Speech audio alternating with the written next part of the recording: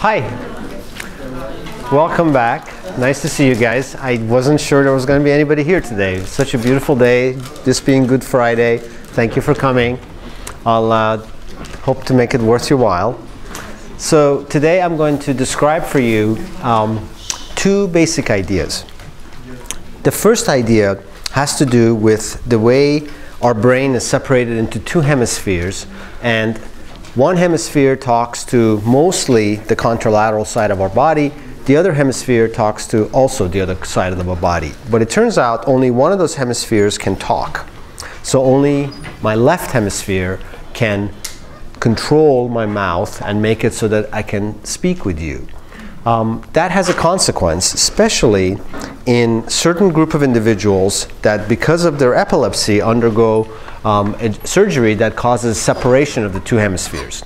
This split brain patients are an interesting way to think about what does one hemisphere as compared to the other hemisphere add to our individuality. So I'll describe that for you a little bit. Then I will describe for you this idea that parietal cortex represents actions around us and things that we see, and the way it represents it is in the coordinate system of vision. So these two ideas are the central parts of our presentation today. So I'm going to begin with a basic idea about how visual information arrives in your cortex. So if you are looking at this dot here, if you just keep looking at that dot, of course you can see things to the left and right of that dot, but this dot is on your fovea. Now when this dot is on your fovea, everything to the right of the fovea, like this purple circle, fall onto the left part of the retina, which then go to the left visual cortex, meaning that things to the right visual field are processed by the left visual cortex. And similarly, things that are to the left of your visual field, so if you're looking at this blue circle is to the left of your visual field, that gets processed by your right visual cortex. So left visual field goes to the right visual cortex, right visual field goes to the left visual cortex. So, of course, both sides of your brain can understand that there is this right circle that's colored purple, and the reason why is because your left visual cortex sends information to the right using the corpus callosum, things that are connecting the two hemispheres. So both of your hemispheres know what's on the screen, even though one hemisphere is the one that gets the information from your visual field, from your retina. So that has a certain consequence. So this information arrives in our visual cortex and then eventually gets sent to these two pathways. One is called the dorsal pathway, the one that's on top, and this pathway tells the brain where is the things that you're looking at. So if I'm looking at this point here and there's this object to the right of fixation, then in my parietal cortex I have a representation of where this object is with respect to what I'm looking. So this is the where pathway. Then there's another pathway, this pathway that goes laterally, and this is called the ventral stream, that is responsible for telling me what is it that I'm looking at. So my ability to recognize faces, to tell that this is a remote controller, the fact that I can see and recognize an object like a keyboard, like a mouse, whatever, the ability to recognize and describe the visual object is this ventral stream. The ability to localize where is it with respect to my body is due to this dorsal stream. Okay, so past the dorsal stream, when the visual information goes through the parietal cortex, it eventually reaches the motor cortex, and then from the motor cortex we get motor activity that gets sent down to the spinal cord and is responsible for allowing us to move. So this pathway is called the cortical spinal pathway. So here's an example of a neuron in the cortical spinal pathway. It has an axon that goes down the spinal cord. It makes connections to certain brainstem nuclei like the rubrospinal tract. This is the red nucleus. Rubro means red. Rubrospinal tract, there's a tract that goes from the red nucleus to the spinal cord, and a couple of tracts that start in the brainstem, the pons and in the medulla. So we have a cortical spinal tract, and we have also these tracts that are in our spinal cord, or sorry, in our brainstem. The difference is that the corticospinal tract is the tract that's particularly important in us humans in allowing us to control our fingers, which separates us from many other animals. We have the ability to individually move our fingers and control it very exquisitely. These tracts that originate in the brainstem, they're particularly important for allowing us to maintain our posture. So for example, when I lift my arm, I activate my biceps, but in order for me to maintain balance, what has to happen is that my leg has to get activated. And that activation allows me to maintain balance, and so I don't fall forward. And the ability to control that balance comes from these structures in the brainstem. All right, so let's begin with the corticospinal tract. This is the tract that fundamentally dissociates us from the rest of the primates. So in us, we have a really well-developed corticospinal tract, which is responsible, as I said, for our ability to manipulate our fingers. This corticospinal tract starts in the motor cortex. So you see it here. So here's the motor cortex. It's called area 4. Descends down, crosses over, and then goes down laterally in the spinal cord. So if you remember from last lecture, the tracts that go down laterally in the cord, they have their projections to the motor neurons that control our distal musculature, like our fingers. So here's a corticospinal tract crossing over and controlling these lateral musculature. In us humans, there's about 1 million fibers in us, and 90% of them cross over. About 10% of them stay on the same side and go medially. So about 90% of the fibers cross over, which means that your left motor cortex controls primarily your right hand, and your right motor cortex controls your left hand. All are excitatory and all have small diameters, which means that they're slow conducting fibers. Small diameters, slow conducting fibers. Again, it illustrates that the fact that our brain can control our movements so beautifully isn't because it has fast control. Those fibers conduct those action potentials very slowly. The difference is that we have exquisite models in our brain of our body, and it's because of those models that we can control our body so well. All right, so let's begin to further explore this corticospinal tract, and I want to describe for you one of the consequences of the fact that we have two hemispheres, two motor cortices, and what does that mean? So how is it that we feel like a single individual even though we have two motor cortices, we have billions of neurons, and no particular neuron appears to be in charge? An example of this comes in a group of patients called split brain patients. So here's an image that shows the corpus callosum. These are the axons that travel from one side of the hemisphere to the other. Here's this white region here. It's called the corpus callosum. And there are patients that suffer from epilepsy that spreads from one hemisphere to the other. And in order to control the epilepsy, these fibers are cut. And there are a few of the patients that are still around, and their examination is an interesting observation into this concept of having two hemispheres. So when the corpus callosum is cut, what happens is that one hemisphere can no longer talk to the other hemisphere. And there's some interesting anecdotes of these patients. So one of them is called the alien hand. Periods soon after the surgery, the patient found that it often took her hours to get dressed in the morning because while her right hand would reach out and select the item to wear, her left hand would grab something else. She had trouble making the left hand follow her will. The clothes selected by a woman's left hand were usually more colorful and flamboyant than those that had consciously intended to wear. It tells you something about what each hemisphere views as its preference.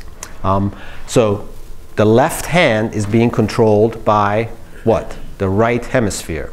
And what does she mean by consciously intended to wear? Well, her consciousness appears to be describing the will that she had. The will is expressed verbally by which hemisphere? Left hemisphere. So when she's speaking, it's the left hemisphere talking. The right hemisphere has its own ideas about the things that it wants to do, but it can't talk. So the only thing it can do is to use the left arm to express what it wants to do. And so you see this dichotomy. While one patient was holding a favorite book in his left hand, the right hemisphere, which controls the left hand but cannot read, orders the left hand to put down the book. So these incidences illustrate to you that, you know, our sense of being one person is really an incredible thing, despite the fact that we have this potentially different ways of performing actions because of the specialization of each hemisphere. So let me give you further examples of this. So we talked about how when you look at a dot like this, the information to the right of the fixation, this is the right visual field, is going to be processed by the left part of the retina, which then sends its axons via the thalamus to the left visual cortex. So when you're looking at this dot here, the image of this cup, which is to the right of the dot, falls on the left visual cortex. So in these patients, when you ask them to look at a screen and you place an image to one side, you can control which hemisphere sees that image. And we're pretty sure that that hemisphere cannot send this information to the other hemisphere because the corpus callosum has been cut. So it turns out that your hemisphere, let's say the left hemisphere, has of course excellent control over the right hand. It has very poor control over the left hand and some modest control over the left arm. So it is possible for your left hemisphere to move your left arm, but it can't perform things like dexterous manipulation with your left fingers. It cannot be shown an image, say, you know, put up the number 2. It can't control the left hand to that well so they can express that representation. So in these patients, what one can do is to show them images and limit that information to one hemisphere or the other, and then ask them to perform interesting experiments as follows. So suppose one performs such an experiment. You have an individual look at a dot like this, and you place a spoon to the left of the dot. So the spoon is processed by the right visual cortex because it falls on the left visual field. You ask the patient, what do you see? The patient says, nothing. Why?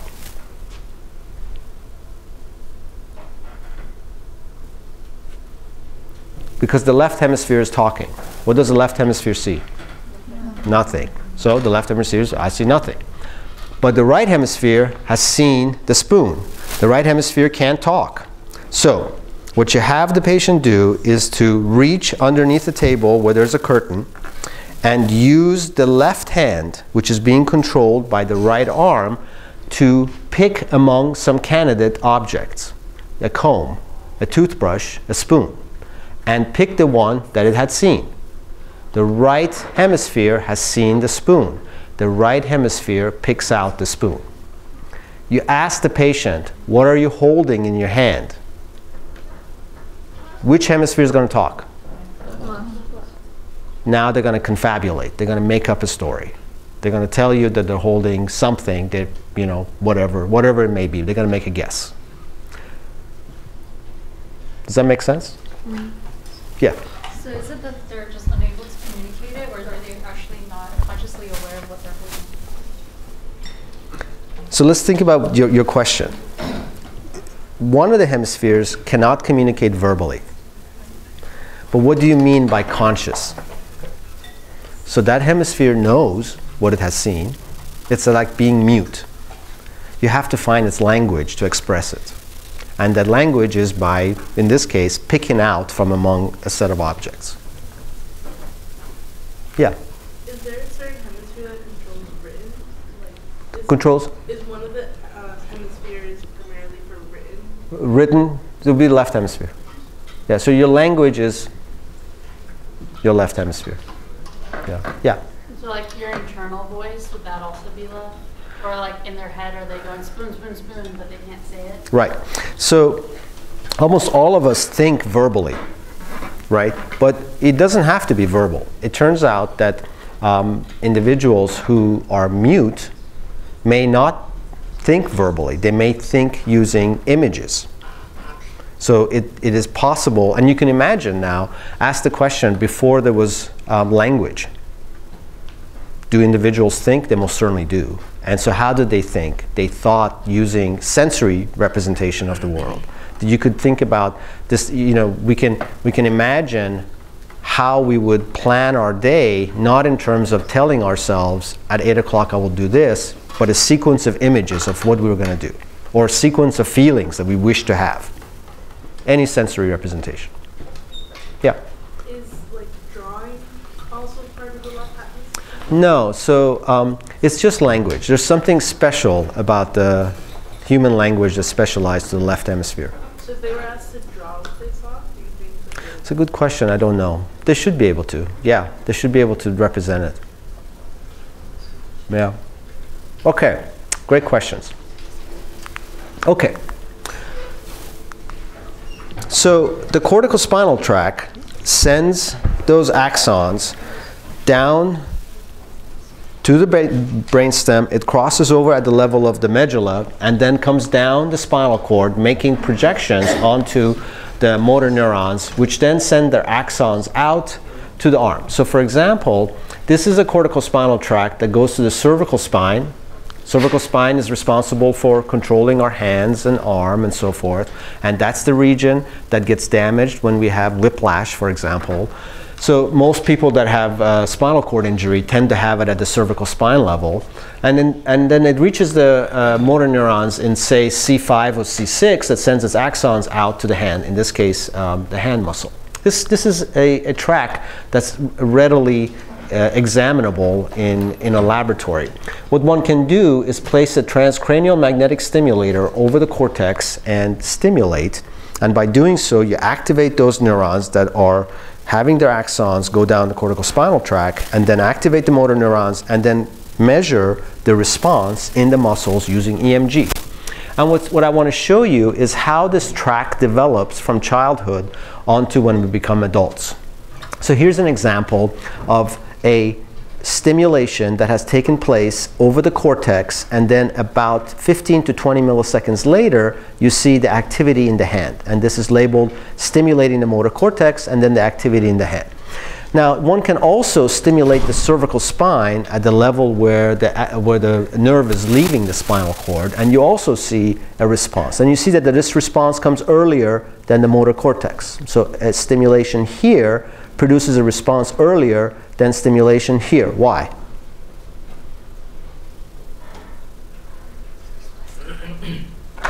there's less delay? Good. It's a shorter path for it to go. It gets there sooner.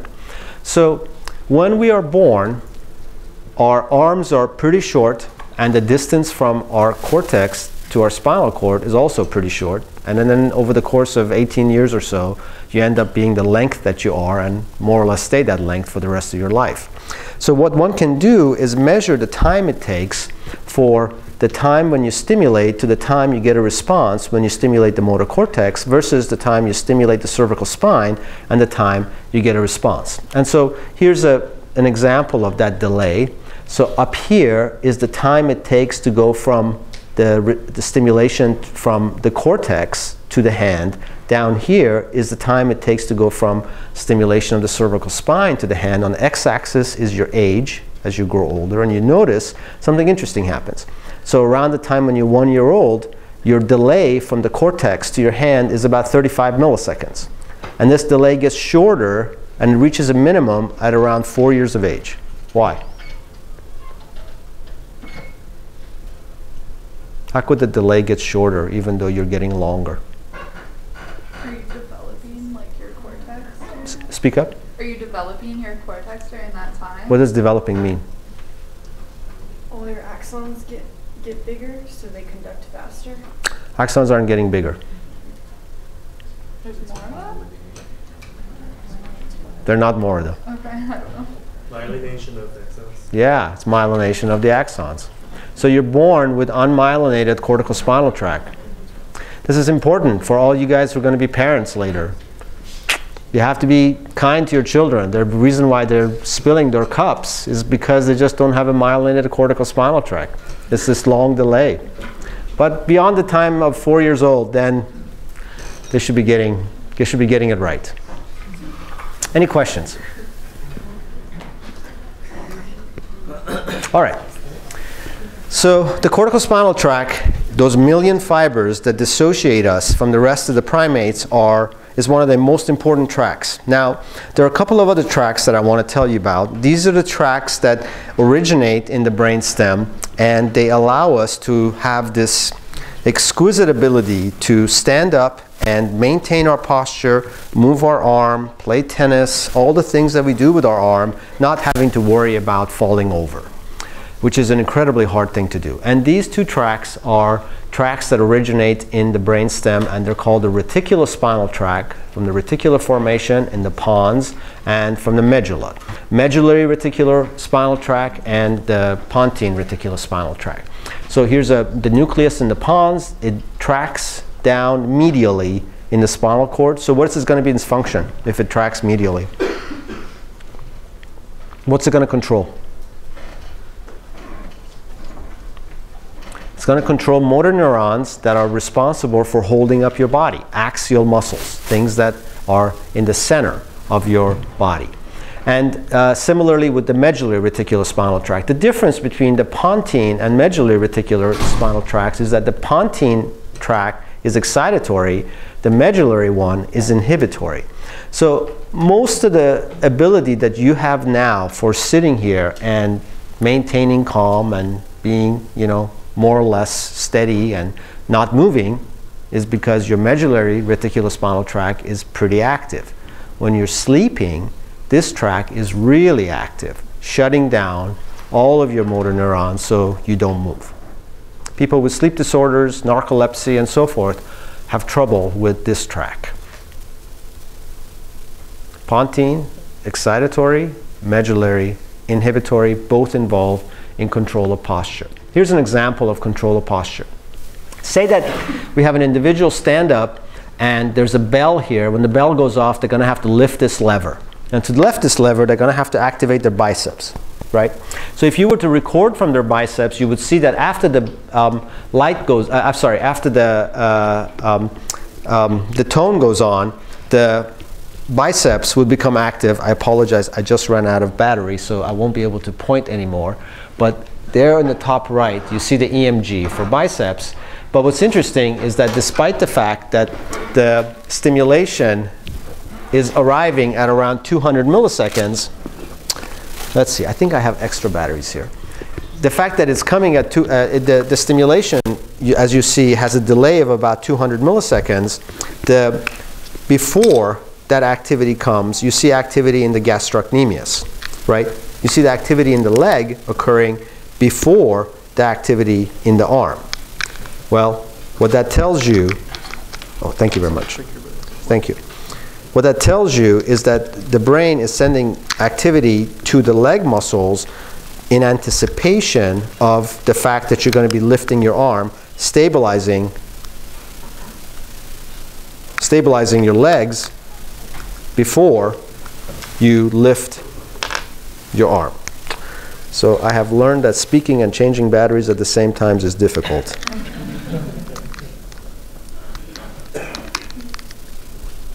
So give me just a moment.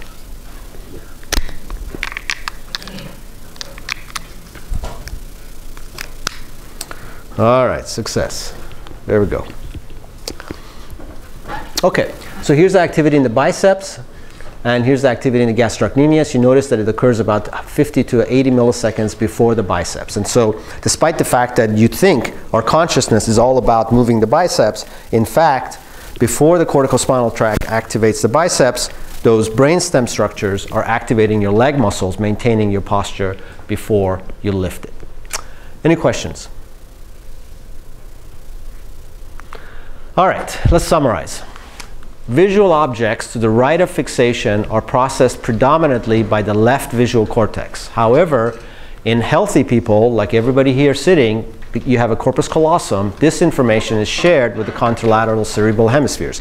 So both hemispheres are aware of what you see because of these pathways that connect the two hemispheres. The corticospinal tract brings the output of the cortex to the spinal cord. In us, the corticospinal tract in the left brain controls the right arm, and the tract in the right brain controls the left arm. And it's really quite interesting to ask, why is it that we're wired this way? Why is it that our hemisphere on the right side is controlling the left part of our body? And it's not just us, of course. It's almost the entire vertebrate system I don't know of any vertebrate that isn't that way. And it's probably, again, you know, that has to do with evolution and the way things were before we became what we are. Somehow, somewhere along the way, the head got turned. It used to be this way, but it got turned and things now cross. The function of the corticospinal tract is to control limb movements, particularly movements of the fingers. In the brainstem, we have two important motor centers, the pontine reticular nucleus and the medullary nucleus. These centers send their outputs to the spinal cord via the pons and medullary tract.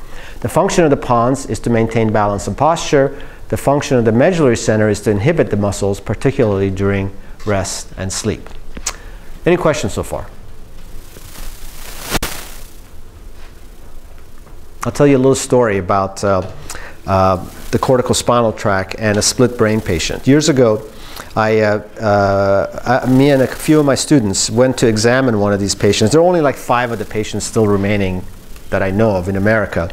So we went to test him, and the individual, you know, you look at the individual, look just fine. They behave quite normally, but it's interesting when experiments are done, like the ones I was just describing for you. I'll explain this individual to you. So he held a normal job, and he was doing fine, but when he was performing a task, I'll describe to you what he did. So we had him hold an object and make movements with it, and so he was using his right arm, and he did fine. And then he had to do it with his left arm. And as he was doing it with his left arm, he would speak as if he was surprised of how well that arm was doing in the third person. Wasn't that great? Wow, I didn't know it can do that. And it was interesting to observe how it was as if the arm that was doing it was, you know, not quite his. But surprisingly, he could do things like build models inside bottles. So you've seen like ship in a bottle kind of scenarios, which is extremely fine control of the hand is required to do it, but he could do it. Okay. The last part of our discussion today has to do with how neurons in various parts of the motor system represent actions. I want to begin with how your visual system represents visual information. So when I ask you to look at this point, fixation, and there's this letter T over to the left, what happens is that a neuron in your visual cortex will have a receptive field around this letter T, and so when you're looking at this fixation, this neuron will fire because the letter T falls in it. Now, if I were to ask you to move your eye over here, what happens is that the receptive field of the neuron moves with your fixation. So when your fovea is looking at this, the receptive field of the neuron in your visual cortex remains at the same location as it was before. Now there is no letter T inside this receptive field, so this neuron doesn't fire. So if I bring the letter T now inside the receptive field, it fires again. So the neurons have receptive fields, but that receptive field is tied to the fovea. The coordinate system of representation of the world in your visual system is with respect to what's on your fovea and the distance of the objects to the fovea. So as you move your eyes, because the world doesn't move when you move your eyes, things come in and out of the receptive field of these neurons. In the motor cortex, however, that kind of representation is very foreign. Now you have a representation in terms of muscles and movements of the arm. So it really doesn't matter where you're looking. You should be able to reach to pick up the cup. You shouldn't have to look at the cup to pick it up. And it shouldn't really matter where your eyes are for you to have an understanding of where things are in the world. So the neurons in the visual cortex are basically like pixels on a camera. They care about where the camera is looking. So if the camera is moving around, those pixels are going to represent whatever's falling on the camera. And it's not going to be a representation of this static world that doesn't care where the camera is. In the motor cortex, the representation of movement is in terms of your body. How am I going to move from here to here? So in this example, an animal, in this case a monkey, is making movements from the center to out, center up, center to the right. And down here, you see activity of a neuron. So when the monkey makes a movement to the left, this neuron doesn't have a whole lot of firing, but it makes a movement to the right, the neuron fires a lot. So the neuron has a preference for movement direction because it likes when the arm moves like this, but it doesn't fire so much when the arm moves to the left. So it has a preferred direction of movement. This representation has nothing to do with what is going on your eyes. It doesn't matter to it where the eyes are looking. It's going to fire the same if I'm looking at my hand and moving to the right versus when I'm looking over here and I'm moving to the right. It's a representation in terms of my muscles on my arm in the motor cortex. Whereas on the fovea and in the visual cortex, the representation is with respect to fixation. So let's do an experiment for me to show you what do I mean by this. So if I ask you to, let's see, let's pick a target for us to point to.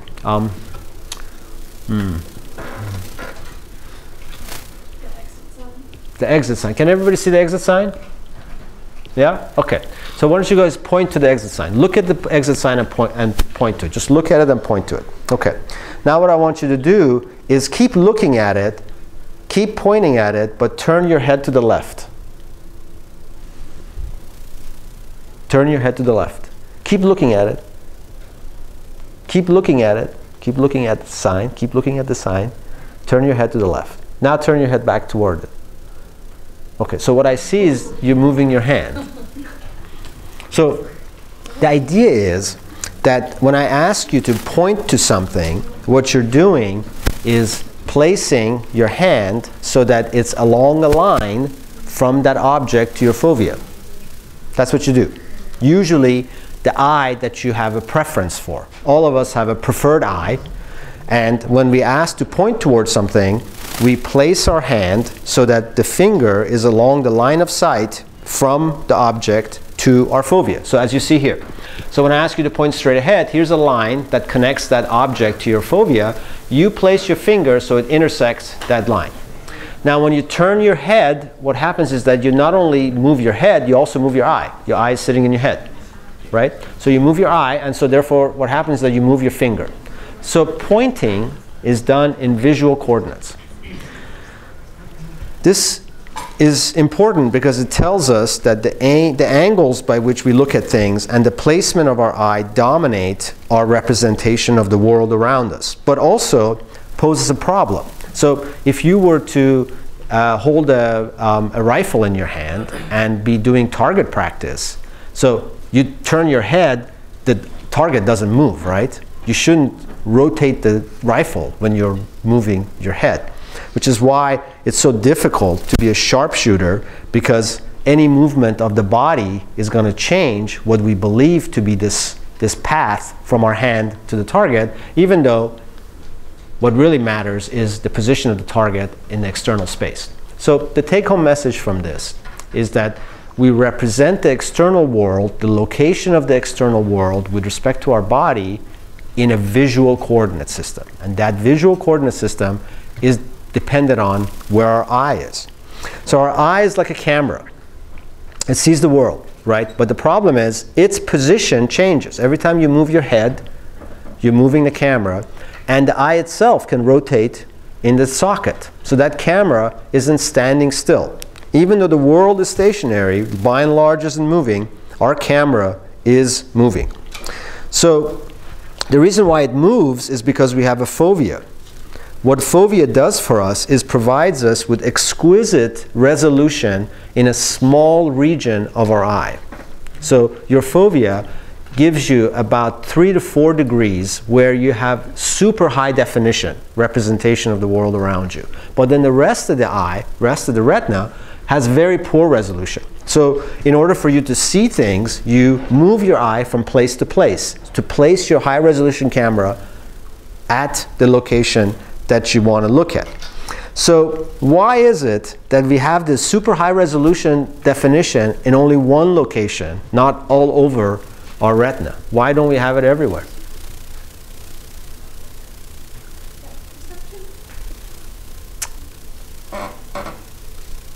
I don't think so.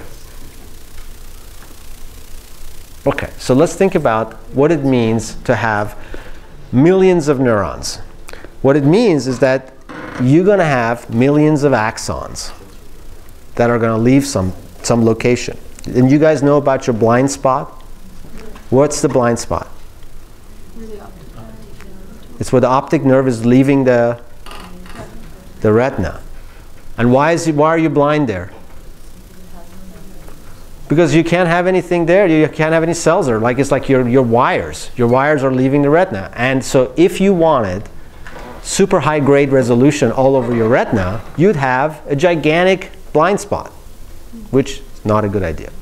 So that, and the fact that it takes energy, ATP, to generate action potentials and so forth, makes it so that it would be probably rather bad for us to have high resolution camera everywhere. So what we end up with is a fovea that has a small region of our retina that has high resolution, and everything else that being low resolution. Okay, so here's a problem. If you want to reach towards something, you have a camera. That camera images the world around you. That camera itself can move. It gives you information about where objects are located. So it has its coordinate system, and it says here's this object in the coordinate system of the eye. And then you have your arm, and that arm has its coordinate system too, and that coordinate system is in the coordinate system of proprioception. And so in order for you to move, what you need to know is where's your hand in the coordinate system of its own proprioception, muscle spindles and so forth, and where's the object? That's in the coordinate system of the eye, and that depends on where the eye itself is located, not just the information on the fovea. And for you to make a movement, what you need to do is to have a representation of your target, a representation of your hand, and then this difference between the two. This vector that says where is the target, where is the hand, I subtract the two, and I get the movement that I need to make. Okay, let me show you a patient now that has a deficit by having a stroke on the right side of their brain. Now, what this patient has problems with is movement. The patient can't make good movements, but I want to show you that we can understand something about the deficit in the patient by looking at this concept of visual information and its representation. So the deficit is in the right hemisphere. So the right hemisphere gets visual information from where? The left visual field. Okay, so here's the CAT scan of the patient's image of the brain, and you see that there are these white spots here. That's on the right side. All right. So the patient is asked to look at this dot here. Okay? And now they're asked to move their left arm. Why is it that the left arm is being used? Because it's controlled by the right. Right, because it's controlled by the right hemisphere, and so we're examining the right hemisphere. The patient is asked to make movements with the left arm to these dots here. So when the patient is looking at this dot here, this information about this location, this location, this location is falling on the right hemisphere, taken care of by the right hemisphere, and this information to the right of the visual field is taken care of by the left hemisphere. So when the patient is asked to reach to this dot over here while they're looking at this dot here with their left arm, they reach and they have this much error. When they're asked to use the left arm to reach over here to the right side, they have this much error. So they have a little bit less error when they reach over here than over here. Now let's ask the patient to keep their head where it is and now look to the right. So look over here. So now this target over here, these targets over here fall on the left visual field, right? So the left visual field goes to the right hemisphere. The right hemisphere has that stroke. So when the patient, the male patient here, reaches with the left arm to these targets, they have greater amount of error than they did before. So it's the same movement exactly, but what they had to do is look over here. When they looked over there, the visual information is now getting processed by the damaged hemisphere. Despite the fact that the same arm is being asked to move, they make a poor movement because they are being asked to make a movement with the side that has been affected. So before, when they reached over here, they had lots of problems. But now if you ask this patient to look over here, the visual information about the target is going to get processed by the left hemisphere, right? Because this is to the right of the visual field. They're looking over here. This is to the right of the visual field. The movement now to this same location that in the past had all this error now has much less error. Do you see it? So it's not that the individual can't make the movement. It depends on where they're looking. Yeah? So if you wanted to get, if you want to get a better visual of something, then he should then always look towards the left of whatever he's trying to view? Right. That way, that information would be processed by the unaffected hemisphere. Yep. All right, very good. Okay, so this transformation from what we see to being able to control our arm is done via three important centers: the parietal cortex, the premotor cortex, and finally the motor cortex. So you can imagine that in your parietal cortex, you have proprioception that comes, you have vision that comes, and you get vision and proprioception combined to tell you information about where is the object in this world. Then that information gets sent to the premotor cortex to tell you where is my arm, where is my object, what's the difference between these two locations, and that becomes the movement that you should do, the vector that tells you the direction to move. So you have proprioceptive information from your eye muscles that tells your brain where is the eye. You have proprioceptive information from your neck muscles that tells you where is the head, and from your arm that tells you where is the arm. This information gets combined with vision that tells me where is the stimulus on my retina. I have visual information, I have proprioceptive information. Those two things get combined to tell me where is the object that I'm of interest. Then what I need to do is to ask, okay, where's my body? My body is here, here's my arm. The difference between this location and this location becomes the vector that says, this is how I make a movement. Okay? So in the posterior parietal cortex, and it's particularly important for you to know this because this discovery was done here at Johns Hopkins by a person named Vernon Mountcastle. He just died last year. He discovered that in this part of the brain, you get this combination of vision with proprioception. And that discovery led to the idea that here's a part of the brain that's central for telling you where's the stimulus with respect to your eye and your head and your body. I'm going to show you how the neurons encode this information. They're going to combine visual information, which is on your retina, with proprioceptive information, which is coming from those muscle spindles that we described a couple days ago. So this experiment was done by Richard Anderson. Richard was a postdoc in Vernon's laboratory. So how did they do this experiment? What they did is that they had an animal, in this case a monkey, look at the spot of light, and then as the monkey was looking at the spot of light, they measured its activity with respect to stimuli that were around that spot of light. So if you ask the monkey to look at this point F, fixation, and then you record from the left posterior parietal cortex, you stimulate over here on the monitor. So the animal's looking here, you present the stimulus here. And you see that this neuron fires a lot. It likes this location. Its receptive field is here. So just like a neuron in the visual cortex, it has a receptive field. And that receptive field is shown by this dotted line around it. So when the eye is fixating here, the receptive field of the neuron is over here. Then what you do is that you move the light from the center to over here. So the fixation is moved here. And just like before, when we were looking at the visual cortex, the receptive field of the neuron moves with fixation. So now the neuron has a receptive field that has moved over here. So if you produce a stimulus on the screen at this location, this neuron is going to fire a lot. But what's interesting is to compare what is the activity of the neuron here with respect to that light versus when the eye is looking at this location. So when the eye moves from here to here, what's the difference in the reaction of this neuron to that stimulus? Does it just care about what's the information on the fovea, or does it care about the movement of the eye itself? Where is the eye located in space? And what we're going to see is that this neuron responds to that light. It fires, it has a receptive field, but the gain of the response, how high it responds, depends on the location of the eye. So if the eye for this neuron happens to be looking in the top left over here, and you give it a stimulus in its receptive field, it fires a lot. if the eye is looking at the top, at the bottom right over here, when you give the stimulus at its receptive field, it fires only a little bit. So it is combining both the information about where the eye is looking at, is it here, here, here, here, here, here, here, here, here, with where is this, what is the stimulus that's falling on the retina. When it responds to the stimulus from the retina, it has this burst of activity. And it cares about the fact that the stimulus fell in its receptive field.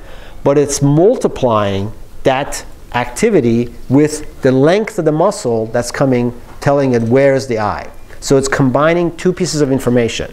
Where is the stimulus on the retina? Is it in my receptive field? If it is, I'm going to fire. Where is the eye?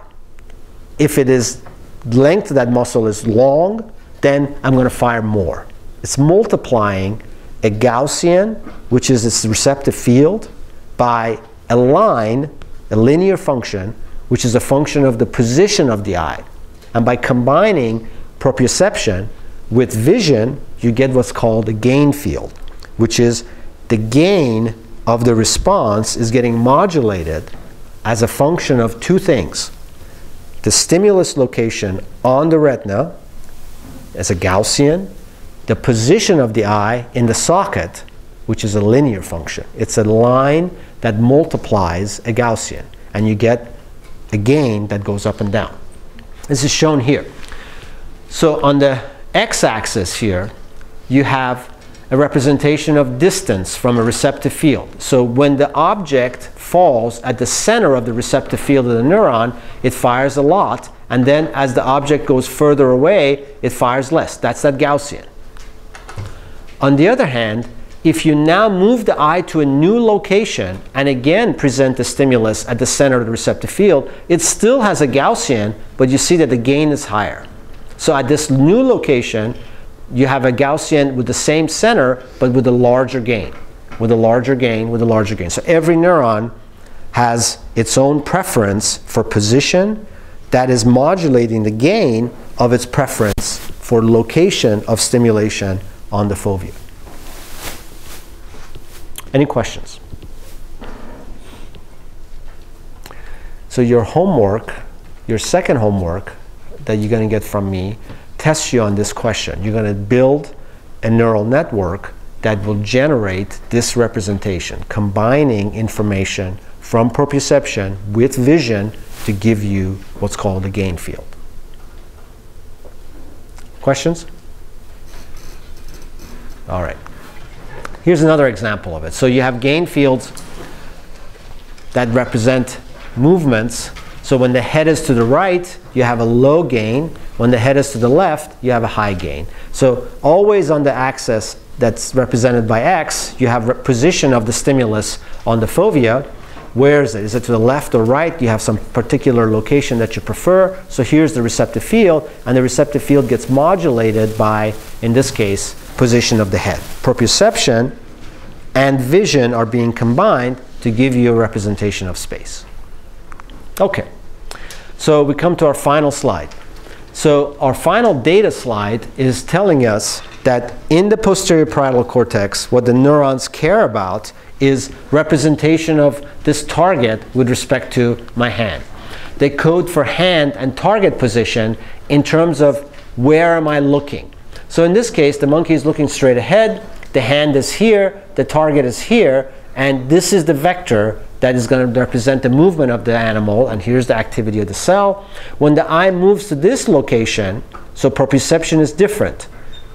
Position of the hand is different. The position of the target is different. But what's the same is that the movement that's about to be made, the distance from where my hand is to the target is represented by this vector. This vector is the same as this vector here, and the cell in the parietal cortex behaves the same. So despite the fact that both the hand and the target changed, the position of the target with respect to fixation and the position of the hand with respect to the fixation didn't change. As a result, cell discharge didn't change. So in your parietal cortex, representation of the world, the actions that you want to do is describing where things are on your fovea, and it's combining it with proprioceptive information from, in this case, the eye and neck muscles. So let's summarize. Target location and hand position are computed by posterior parietal cortex neurons in terms of vectors with respect to fixation. These visual cues are represented with neurons that have receptive fields.